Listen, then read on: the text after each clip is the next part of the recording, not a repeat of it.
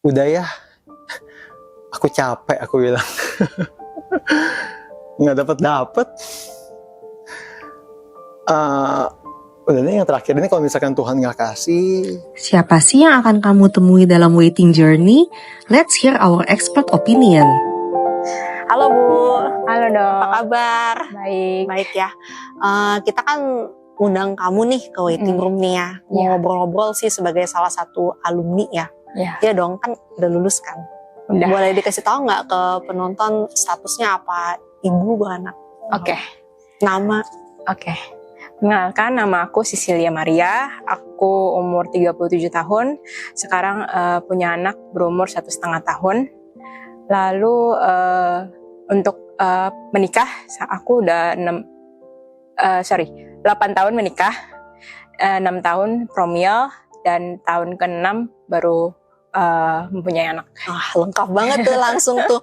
Nah, kan kamu kan nikah nih kan udah 8 tahun ya berarti ya? Iya. Dulu waktu itu pacarannya berapa tahun ya awalnya? Pacaran aku 3 tahun. Pacaran 3 tahun, 3 habis itu kan masuk ke pernikahan kan? Iya, betul. Dalam bayangan kamu tuh waktu itu begitu menikah gimana gitu? Apa langsung pengen punya anak? Atau? Oke. Kalau untuk setelah menikah, memang kita sih menunda sih setahun, karena kan untuk adjustment satu sama lain ya.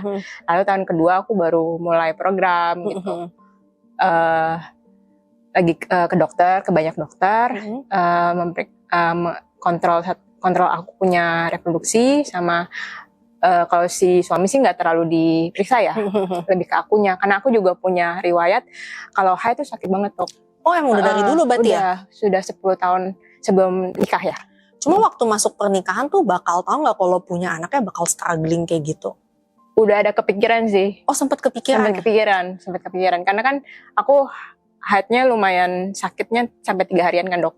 Nah aku punya suatu inilah, gimana ya, maksudnya kok tahun pertama pun juga sebenarnya nggak jaga-jaga amat, sebenarnya memang alami aja, gitu. Sedapatnya aja. Tapi kok nggak kunjung dapat gitu kan. Sampai tahun ketiga kita benar-benar fokus untuk promil kayak insem, terus kayak lebih upgrade lagi di tahun ketiga sih.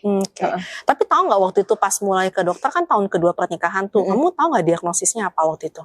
Tahun kedua belum. Belum tahu ya? Belum tahu. Jadi promil berjalan tanpa tahu sebenarnya kamu tuh apa gitu. Iya, betul. Penyebab cuma taunya nggak dapet aja gitu. Iya betul. Oke, terus kan kamu kan kan pacaran tuh sempat 3 tahun. Waktu pacaran tuh udah kerja belum sih? Pacaran aku udah kerja. Oh, udah kerja ya? Udah kerja. Jadi sebenarnya waktu itu, waktu sebelum kamu masuk ke pernikahan tuh, kamu secara karir atau ambisi atau cita-cita tuh ada nggak sih? Rencananya gitu loh, maksudnya pasti. apa gitu masuk nikah, emang pengen gimana gitu? Kalau sebelum nikah, karena aku kan masih sama papa sama mama kan, tinggal sama papa mama, dan mereka memang menekankan kalau aku untuk kerja dulu sama orang, jadi nggak wirausaha kayak gitu. Tapi setelah nikah, aku ada kebebasan untuk berwirausaha seperti itu, nggak kerja sama orang gitu. Gitu. Nah, aku punya ambisi sih memang maunya wirausaha kan dari dulu. Jadi setelah nikah pengennya lancar aja kayak jalan tol, misalkan udah punya anak, terus bisa berwirausaha, kayak maksudnya nggak perlu kayak untuk usaha-usaha punya anak yang gimana gitu, kayaknya lebih enak sih gitu. Cuman mungkin di kasusku memang berbeda ya, kayaknya Tuhan kasih ujian yang kamu mesti melewatkan ini dulu nih supaya kamu bisa mencapai ambisi-ambisi kamu ini di dalam berwirausaha seperti itu. Nah, jadi waktu mulai masuk tahun ketiga itu kan udah mulai promil nih. Waktu itu kan, waktu itu tuh ya, kan kamu kan juga termasuk orang yang aku lihat ya, lumayan multi talented ya kalau aku bisa bilang gitu ya, kan bisa. Dia mesti bikin apa, belajar apa langsung bisa gitu kan, mau masak, mau ngedesain atau ngerjain apa gitu kan langsung bisa gitu ya. Dalam usaha kamu waktu promil itu ada nggak sih yang kamu korbanin? Ada sih pasti, dari mulai waktu, dari mulai fokus aku gitu ya.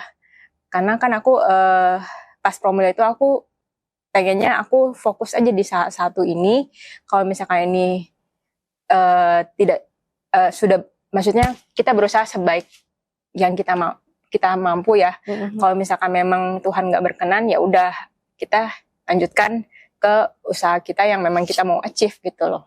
Jadi waktu itu yang kamu korbanin berarti apa? Mungkin pekerjaan berarti? Iya, lebih ke pekerjaan sama waktu juga sih ya. Pekerjaan sama waktu Iya, waktu. Karena kan waktu kita kan memang kalau misalnya kita udah fokus ke promil kan kita mengerahkan setiap tenaga, pikiran, waktu kan. Dari mulai kita olahraga, makan sehat, seperti itu sih. Nah waktu kamu udah ngorbanin semuanya itu nih, kan itu kan tahun ketiga kamu udah coba insem, Ya. tapi belum sampai bayi tabung kan? Belum. Tapi gagal juga tuh waktu itu kan. Akhirnya apa yang bikin kamu langsung ke bayi tabung deh kita gitu? Oke. Jadi historinya itu karena aku inseminasi itu sudah 2 kali, dan setelah 2 kali itu aku ada suspek endometriosis, ya, dan itu aku langsung operasi, karena aku pikir setelah operasi itu ada golden period kan, untuk bisa alami. Kalau misalnya nggak ada alami, aku kan memang orangnya planning banget ya. Kalau misalnya aku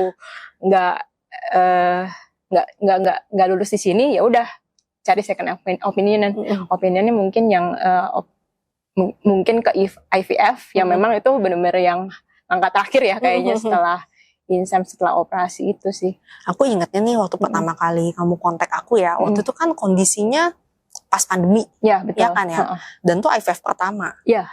Ketika dipanen juga nggak bisa langsung dikawin sama sperma karena suami kena COVID ya kalau nggak salah ya. Ya, COVID bener. Jadi, itu pun juga aku nggak ada planning apa-apa sih. Maksudnya persiapannya bener-bener ya udah mau IVF ya udah, nggak ada persiapan yang kayak gimana, kayak maksudnya lebih ke makanan sehat, iya. Tapi kalau untuk olahraga ya on off kayak gitu sih.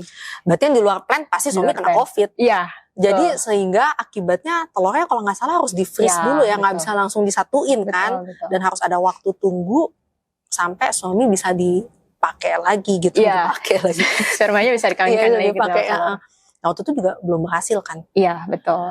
Ketika kamu udah melakukan yang terbaik nih, terus masih belum berhasil nih, sempet gak sih kayak nanya gitu loh, misalnya ke Tuhan gitu, atau ke siapa kek, ke orang tua kek, ke suami kek, gue udah melakukan yang terbaik kok masih gak dikasih juga sih gitu, masih gagal gitu maksudnya. Betul. Sempet gak sih? Sempet lah pasti dong. Yang kamu lakukan apa? Nah, kalau kan waktu itu mungkin lebih ke persiapan yang mungkin menurut Tuhan masih belum cukup. Lalu persiapan kita berdua juga, karena waktu itu jujur IVF pertama memang aku yang lebih getol. Kalau suami lebih ke yang oke deh ikutin aja istri. Maksudnya dari dia sendiri masih belum kayak ada niat oke gitu loh. Terus baru deh setelah COVID tuh benar-benar ini sih mengubah cara pikir kita juga, karena apapun yang usaha kita udah lakukan ya memang kalau Tuhan belum berkehendak ya udah gimana gitu kan. Iya, soalnya kan untuk orang yang menurut aku multi talented, terus udah gitu ambisinya juga ada, karirnya juga oke gitu kan ya. Terus dikasih kegagalan tuh pukulan gak sih? Iya betul. Pukulan ya? Benar-benar. Sempet introspeksi diri gak atau apa gitu? Pasti sih. Ada pasti. Nah yang aku pengen nanya nih, waktu itu kan kamu kan sebelum masuk ke IVF yang pertama ini kan juga kamu udah bikin lah gitu, misalnya persiapannya A, B, C, D gitu kan. Waktu jadi masuk ke kegagalan ini, ada gak sih prioritas yang kamu riset ulang gitu loh? Atau sama lagi caranya kayak gitu? Pasti aku riset ulang. Kamu riset ulang aku riset ulang. Jadi apa yang menurut kamu nomor 1 harus diubah di atas segala-galanya? Sikap hati sama fokus kita sih. Fokus ya? Sikap hati juga sih. Jadi gimana kita memandang setiap apa yang mengatur ekspektasi ya, lebih ke itu sih. Oh gitu? Ya, sikap hati mengatur ekspektasi kita.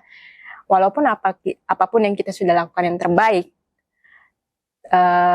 tapi kalau misalkan hasilnya memang Tuhan belum berkehendak ya kita bisa legowo gitu loh. Iya, bisa legowo, bisa sabar juga menunggu waktunya gitu. Kalau dengar cerita kamu nih, kan waktu itu kan kamu bilang udah ada lah yang kamu korbanin, terutama dari segi waktu dan dari segi karir ya. Ya. Kalau dari pihak suami ada nggak yang dia korbanin setelah kegagalan itu? Pasti ada ya. Ada ya. Kira-kira lebih ke mental. Mental ya.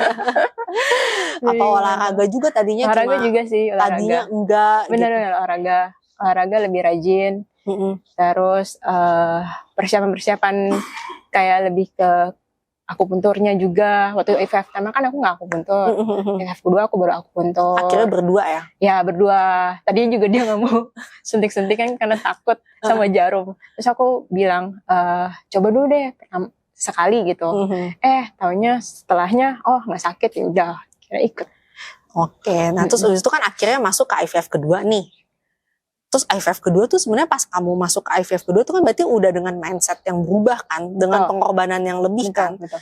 Tapi kan kenyataannya waktu itu masih belum dikasih juga kan ya? Iya. Itu rasanya gimana ya 2 kali gagal itu ya? Rasanya bener-bener, kalau sekarang sih bisa ketawa, cuman waktu itu sedihnya minta ampun sih, karena pikir kan, wah, kan kita udah riset pikiran kita, hati kita, tapi kok masih belum ya, masih belum dikasih gitu, kayak lagi pula juga waktu itu aku ganti rumah sakit, juga ganti dokter, ganti pengobatan, obatnya kan juga ganti kan, karena memang kan aku ada historinya, sebelumnya pakai obat mana, setelahnya pakai obat apa gitu dari dokternya. Terus aku pikir ini salah di mana gitu, salah di mana masa sampai segininya ya, maksudnya kayak apakah memang aku memang nggak ditakdirkan untuk punya anak sampai maksudnya ya udahlah fokus kerjaan aja, maksudnya untuk promil ya udah sampai sini aja gitu. Oh, sempat pikiran IVF kedua itu benar, setelah IVF kedua itu gagal, itu benar kita nggak ada arah, kayak blank gitu. Sempat udah mikir mau berhenti untuk usaha waktu itu. Benar. Pas kapan? Soalnya kan waktu itu nggak ada cadangan. Iya. Itu tinggal itu doang kalau nggak salah. Bener. Nah, yang bikin kamu akhirnya ya udah deh kita mulai lagi tuh kamu apa suami yang duluan lebih? Ya udah deh kita kasih 1 kali lagi kesempatan. Waktu itu kita berdua sih, kita sempat ada tanya berdua juga, tanya teman-teman juga yang maksudnya sempat mengalami hal yang sama, case-nya sama aku ya, khususnya kan karena aku endometriosis dan adenomyosis gitu. Terus aku minta pendapat sama dia, tukar pendapat, oh ya udah ke sini, terus ke dokter ini, terus metodenya seperti ini kayak gitu. Terus aku mulai dapat pencerahan sih di situ sih. Jadi dua-dua mutusin ya udah kita coba aja. Iya, betul. Tapi pasti udah ada takut nih kali ini ya. Iya, betul. Tapi lebih sekarang yang IVF ketiga itu aku jalannya sih lebih santai ya. Nggak kayak yang bener-bener ngoyo gitu loh. Kalau IVF kedua aku ngoyo. Kayak harus aku dapetin gitu loh. Harus aku pokoknya lancarin gitu loh, sukses gitu. Cuman nggak bisa sesuai dengan apa yang aku mau kan. Malah ketika kamu udah lebih legowo berarti ya, legowonya lebih lagi ya. Kayak udah ya udahlah, yang penting kita udah melakukan yang terbaik kan. IVF ketiga sebenarnya udah benar-benar titik poin aku, udah kalau misalnya ini udah nggak berhasil ya udah move on ke stage kita kehidupan yang lainnya gitu, kayak bekerja, mungkin melayani gitu, kayak gitu sih. Kamu tuh dari IV selama kamu promil tuh berarti 6 tahun ya? Ya, 6 sampai Dawson lahir tuh 6 tahun ya? Sampai Dawson berarti ya 6 tahun, benar. 6 tahun sampai Dawson lahir. Benar. Itu selama 6 tahun ya, fase hidup kamu apa sih yang kepending? Hanya untuk promil ini deh, banyak banget hidup gue yang gue pending hanya untuk promil ini nih. 6 tahun tuh panjang loh. Iya sih, fase hidup. Ya itu, kayak maksudnya kalau ngelihat teman-teman ya, maksudnya dari yang selama kita nikahnya bareng, iya, anaknya udah SD, kayak itu kan berasa banget loh, berasa banget kalau misalkan, oh ini 6 tahun kayaknya udah SD, udah seenggaknya karir udah bisa jalan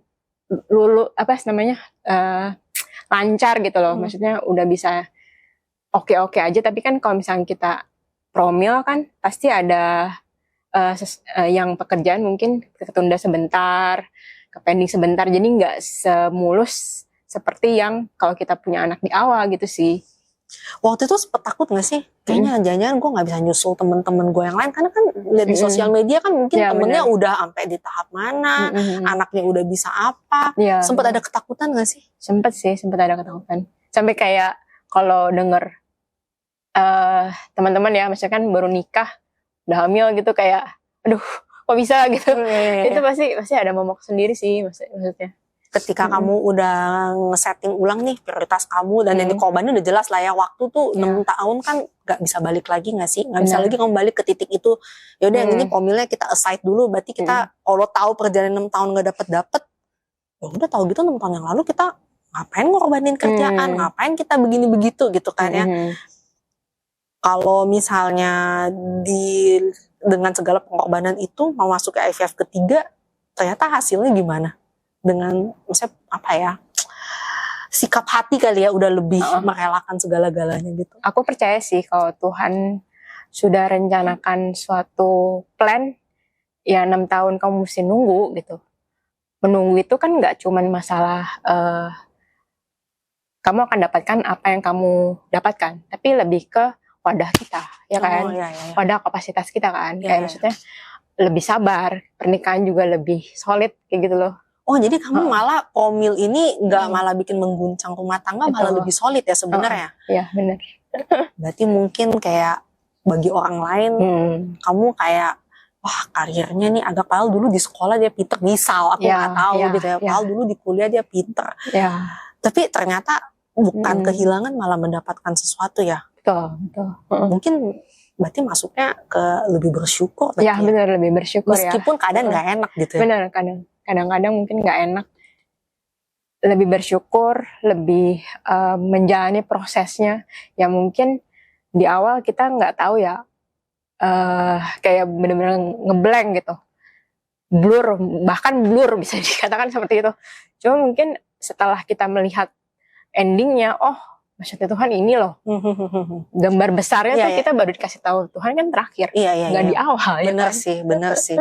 Nah ini kan sebenarnya buat yang bakal nonton waiting room ini ya, pasti adalah para pejuang endometriosis dan adenomiosis, dan itu sebenarnya orang kalau kena diagnosa itu tuh bener-bener kayaknya runtuh ya, bagi seorang wanita ya. Benar. Kok kayaknya susah banget dibandingkan sama PCOS aja, kok kayaknya susah gitu ya. Iya, kalau untuk stage promil ya, aku lihat teman-teman banyak tuh PCOS. Endometriosis agak jarang. Cuman memang ada. Tapi agak jarang. Adenomiosis malah lebih jarang lagi, tapi ada. Ada ya? Ada. Nah, buat yang udah berputus asa nih, buat kayak penonton yang di waiting room ini ya, coba dong kasih tau kamu di IVF yang ketiga dapat berapa embrio. Siapa tahu mereka juga lagi putus asa nih, nggak dapet soalnya. Aku endingnya aja finalnya. Final IVF ketiga ini aku dapat 4 embrio di day 5. Terus 1 sudah dilahirkan.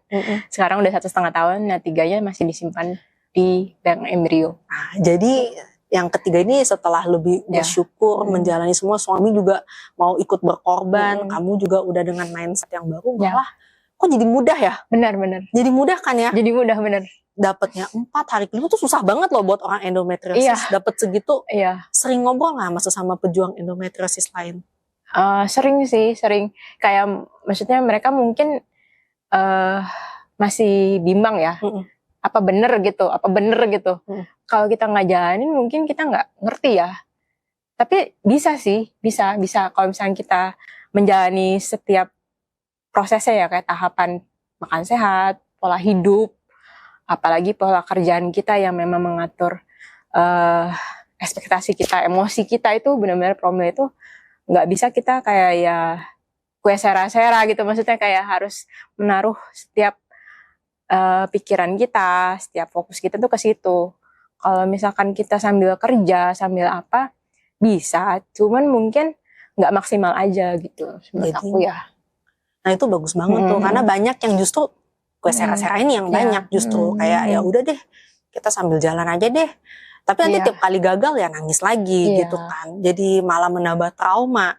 Selain itu, selama perjuangan kamu yang 6 tahun itu kamu belajar mengatur prioritas dan belajar pengorbanan setelah Dawson lahir. Pelajaran itu kepake Kak dalam parenting? Kepake banget ya. Kepake banget. Buat apa kira-kira, ada contohnya nggak? Contohnya untuk mengatur prioritas ya. Iya. Mengatur prioritas, kalau sekarang ini aku setelah lahiran aku fokus ke Dawson tuh 1 tahun pertama itu aku benar-benar nggak nyentuh kerjaan sama sekali. Jadi setelah lahiran nyusuin juga ASI full, sampai MPASI juga aku bikin sendiri. Wah, hebat banget. Terus pengennya tuh yang terbaik lah buat Dawson gitu. Karena kan anak-anak itu kan 5 tahun pertama itu kan golden age ya. Iya, benar. Benar. Jadi aku mau kasih yang terbaik aja buat Dawson dan waktu kita yang prime juga gitu. Iya. Kalau misalkan kita sambil kerja, kasihan juga ya anak-anaknya gitu. Benar sih. Tapi memang kalau misalkan sambil kerja pun bisa, nanti kan bisa diatur untuk koordinasi sama suami juga gitu kan, kerjasama dalam pernikahan itu benar harus dikedepankan sih, karena itu kan salah satu kunci ya. Setelah si Dawson lahir nih, ternyata 6 tahun kamu itu tuh untuk mengejar kembali ambisi dan karir kamu tuh kebuang apa ternyata masih bisa didapetin lagi atau bahkan lebih baik? Lebih baik. Kayak dibukain pintu rezeki yang lain, dikasih insight, oh ternyata bikin ini aja nih gitu apa. Lebih baik sih dok. Lebih baik. Karena aku pikir karena sekarang ini tujuan aku kan setelah menjadi ibu, mikir kan ke depannya untuk profit anak apa yang terbaik ya, mungkin makanan yang terbaik. Nah, aku kepikir untuk buat produk-produk makanan yang bagus gitu untuk anak-anak, buat nutrisinya, buat vitaminnya gitu, tanpa mereka mengonsumsi obat-obatan ataupun maksudnya lebih baik kita mencegah lah daripada mengobati kemudian hari gitu sih. Berarti sebenarnya nggak ada juga sih yang tertunda atau terhilang, cuma mungkin digantikan dengan yang lebih baik kali bahkan ya. Nah itu bisa juga sih buat para pendengar kita juga sih, karena banyak yang takutnya tuh mengorbankan yang sekarang ini loh, waktu waktu kalau promil nanti waktunya habis, totalnya malah waktu berjalan totalnya 1 tahun 2 tahun udah berlalu gitu ya. Jadi yang penting kan menyusun prioritas gitu. Benar, menyusun prioritas. Sebagai penutup waiting room kita nih, aku boleh nggak tanya dari point of view kamu ya? Menurut kamu prioritas tuh apa sih? Pasti ada bedanya kan. Misalnya kayak kita anggap gampangnya biar nanti pendengar kita juga punya bayangan ya.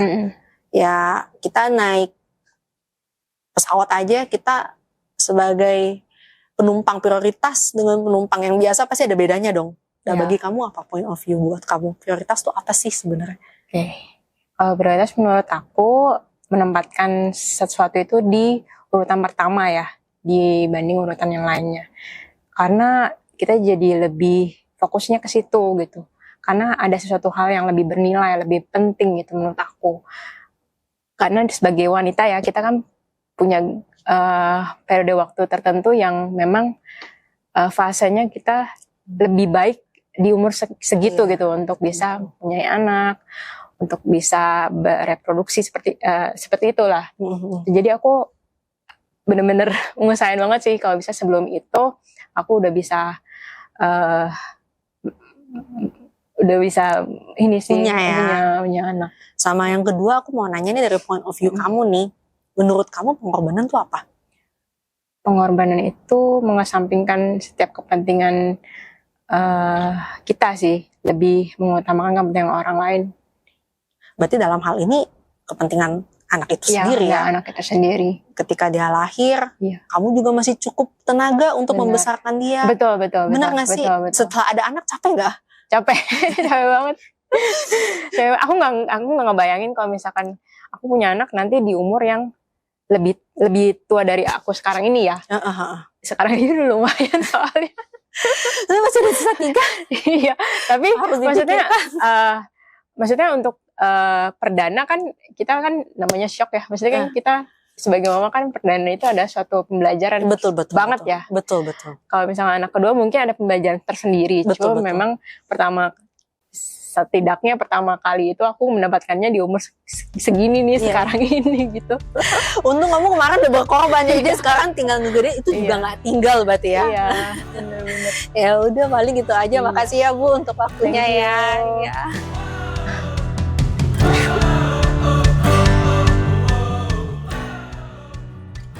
Jadi kalau dari sudut pandang saya sebagai suami, ngelihat istri saya ngelewatin promil yang sudah kita lewatin, 2 kali insem, 3 kali IVF, muter ke 7 dokter.